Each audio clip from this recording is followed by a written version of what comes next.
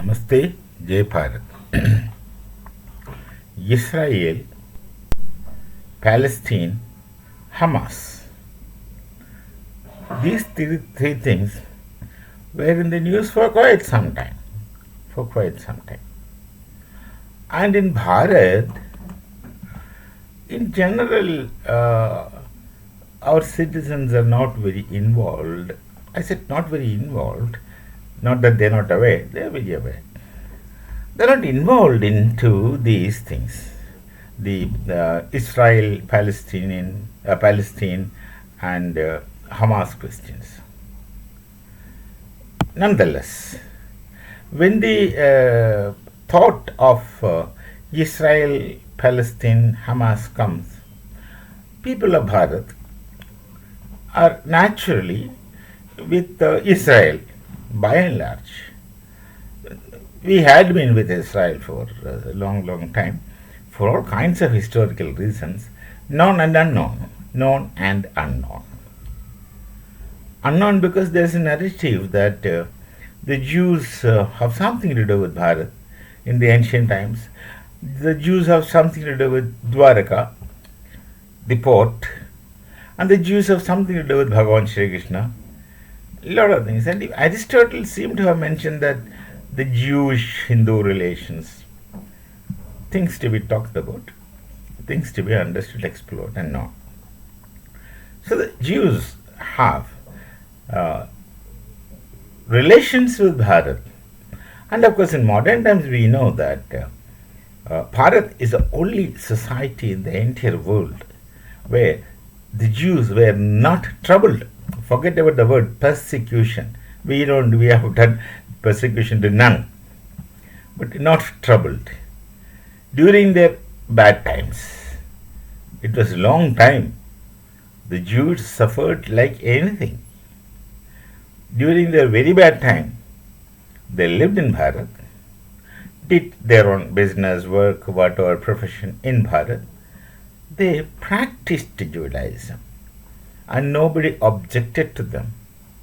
They made synagogues, read Torah, and they conducted their religion in whichever way they want. And our society had only supported them, helped them, and be one with them. About 1.5 kilometers from where I sit, there is a Jewish cemetery. And at times, some people from Israel come there to some of their ancestors are still lying here, show their homage and go. So, that is how the Jews lived in Bharat. They know it, we know it. We don't make a show about it, they don't make a show about it. We knew one another for centuries. So, it's natural for Bharat to be with Israel for anything and everything.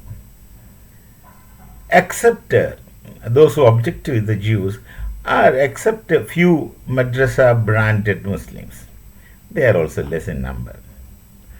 So, we know that the Hamas unnecessarily went and disturbed the Jews in a very unscrupulous manner.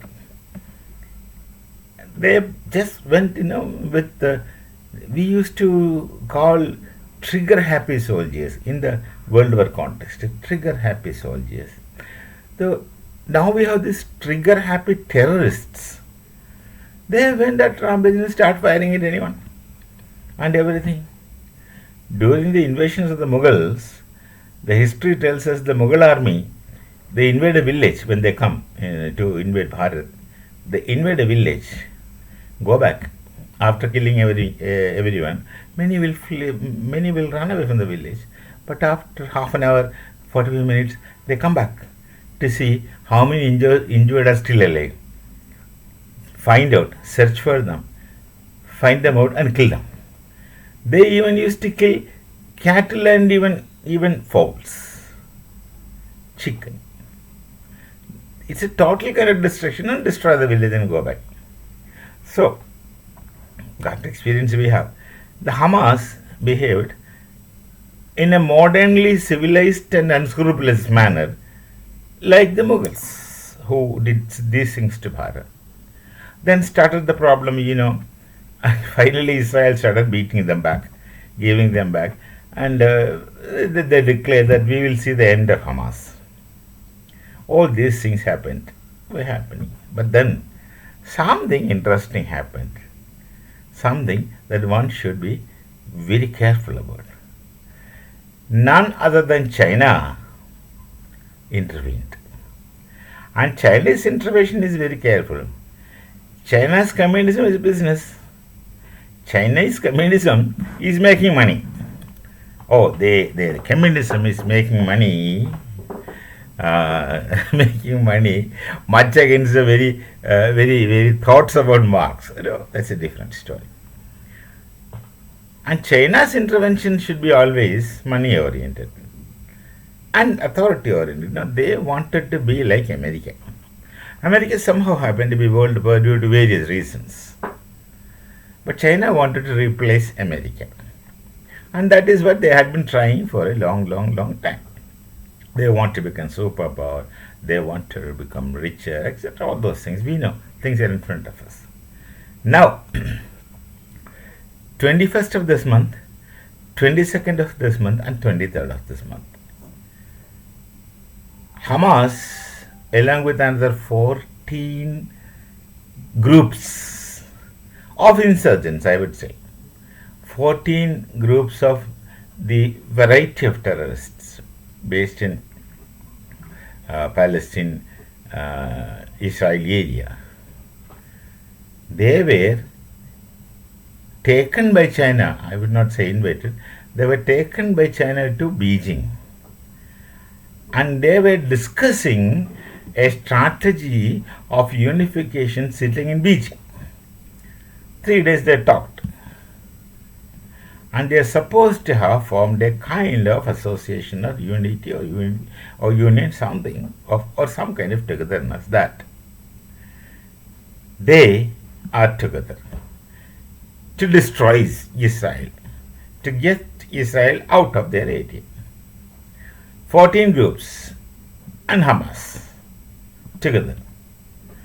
And then that their association, they made a Beijing declaration. It was all done in Beijing under China's umbrella leadership. Now they all wanted to be together and wanted to have elections, and they will make a united kind of government. This is a program. What? Democracy? China is teaching democracy to the world. They have all entitlement, I am sure. China is teaching democracy to the world, especially using the 14 outfits, Islamic outfits, including Hamas. Now here, the only objective of China is to, 1, to become world police, 2, to make cash out of it, to get money out of it. This thing happened. Look, who is talking about holier than thou? Who is standing for democracy? China. And I think everyone should know how democratic China is. And I think everyone also should know how Islamic supporters China is. Uyghur Muslims, you don't forget. They are not even permitted to keep beard.